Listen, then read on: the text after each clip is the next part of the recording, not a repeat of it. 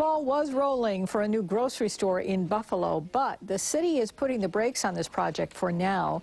News 4's Melissa Holmes tells us why. Passers-by might not even notice this storefront at 500 Elmwood Avenue, but it's creating a lot of controversy.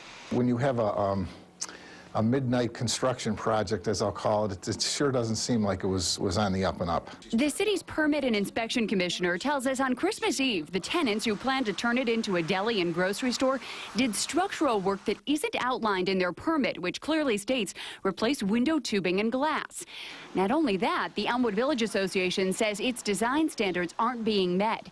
They tell us the old facade, for example, had a kickboard that went to the knee. The new one goes to the waist. The old door was sunken in, creating a vestibule. The new one is flat. The old facade had see-through windows. These new ones are covered with metal. There's a number of things that we have to get straightened out with them.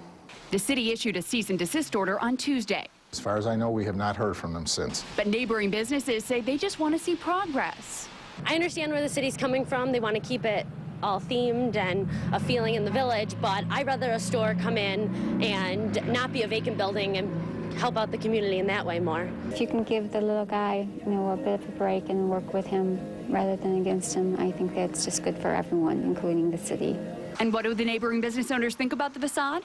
It is a little bit out of place, but I don't think it's too much. I think it's appropriate for a grocery store.